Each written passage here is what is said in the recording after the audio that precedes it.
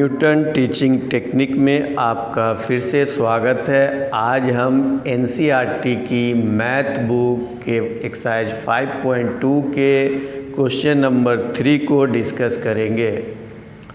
तो आप अपनी कलम कापी रेडी रखें और बिना देर किए चलते हैं क्वेश्चन 3 की ओर।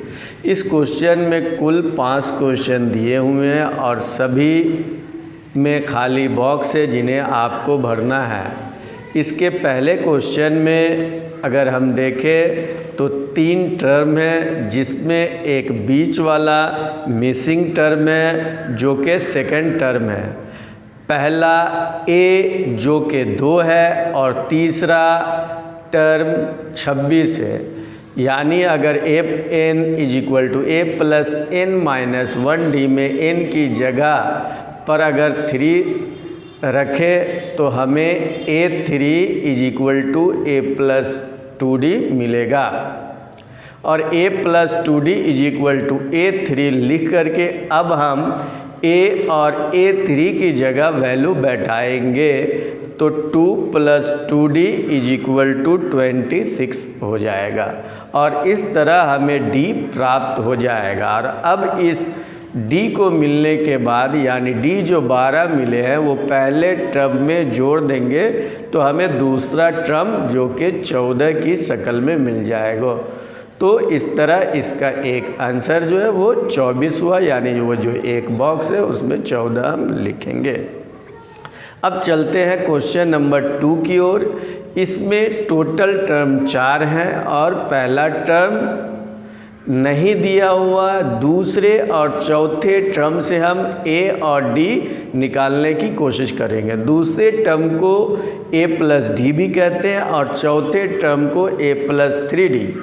और एक इक्वेशन 1 और दूसरे को इक्वेशन 2 मान लेते हैं और इसे घटाकर सॉल्व करने की कोशिश करते हैं। सॉल्व करने पर हमें -2d इज इक्वल टू 10 मिलता है और फिर आगे सॉल्व करने पर d इज इक्वल टू -5 मिल जाता है। d मिलने के बाद इस d को इक्वेशन 1 में अगर हम रिप्लेस कर देंगे तो a मिल जाएगा जो कि a 18 होगा। एक बॉक्स हमारा कंप्लीट हो गया। तो तीसरे टर्म को कंप्लीट करने के लिए अगर 13 से -5 कर दे तो 8 के रूप में मुझे तीसरा टर्म भी मिल जाएगा। चलते हैं तीसरे क्वेश्चन की ओर। इसमें हम अगर देखें तो 4 टर्म दिए हुए, जिसमें फर्स्ट टर्म a दिया हुआ है जो कि 5 है और फोर्थ टर्म दिया हुआ है जो कि 9 1/2 है। फोर्थ टर्म के माने a प्लस 3d 9 1/2 हुए और इसको लाइन बाय लाइन अगर हम सॉल्व करें तो हमें 3/2 के रूप में d प्राप्त हो जाएगा। अब सेकंड टर्म को हासिल करने के लिए फर्स्ट टर्म यानी 5 में 3/2 3/2 को जोड़ देंगे तो हमें 6 1/2 के रूप में सेकंड टर्म मिल जाएगा। अब थर्ड टर्म को हासिल करने के लिए सेकंड टर्म जो 6 1/2 है उसे 13 1/2 भी कह सकते हैं और इसमें अगर 3/2 अगर जोड़ देंगे तो इसके बाद जो नंबर मिलेगा वो 8 होगा और इस तरह हमें थर्ड टर्म मिल जाएगा। अब दोनों बॉक्स हमारा कंप्लीट हो जाता है।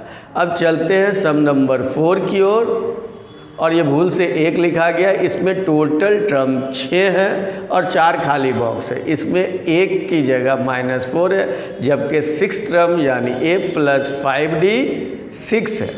इसमें दाएं तरफ a-4 अगर उस फॉर्मूले में बैठाएंगे तो सॉल्व करने के बाद हमें d इज इक्वल टू 2 मिल जाएगा जो कि कॉमन डिफरेंस होगा। और अब सेकंड टर्म को प्राप्त करने के लिए फर्स्ट टर्म यानी -4 में 2 जोड़ दोगे तो हमें -2 मिल जाएगा और तीसरे टर्म को पाने के लिए a+2d में a और d का मान बैठाएंगे तो तीसरा टर्म यानी 0 मिलेगा। चौथे टर्म को पाने के लिए a+3d में a और d का मान बैठाएंगे तो 2 के रूप में चौथा टर्म मिल जाएगा। और पांचवें टर्म को पाने के लिए a+4d में a और d का मान बैठाएंगे तो 4 के रूप में फिफ्थ टर्म मिल जाएगा।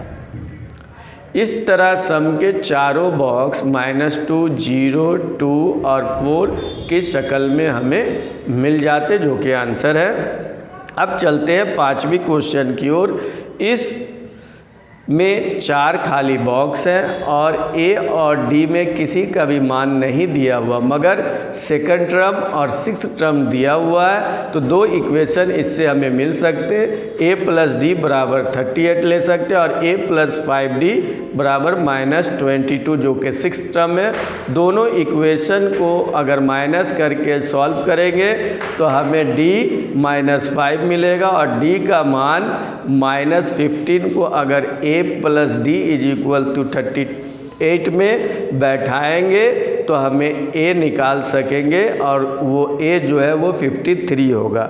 अब हमारे पास a 53 हो गए। अब तीसरे टर्म को प्राप्त करने के लिए 38 से अगर 15 घटाएंगे तो 23 मिल सकता है। फोर्थ टर्म को पाने के लिए 23 से अगर 15 माइनस करें तो हमें 8 प्राप्त हो जाएगा। और फिफ्थ टर्म को पाने के लिए 8 से 15 अगर घटाएंगे तो हमें -7 मिल जाएगा। इस तरह 53, 23, 8 - 7 के रूप में हमारे बॉक्स भर जाएंगे, जो कि आंसर होंगे। अगर आपको हमारी ये मेहनत अच्छी लगी हो तो इस चैनल को खुद और अपने दोस्तों के जरिए ज़रूर सब्सक्राइब करवाएं। धन्यवाद।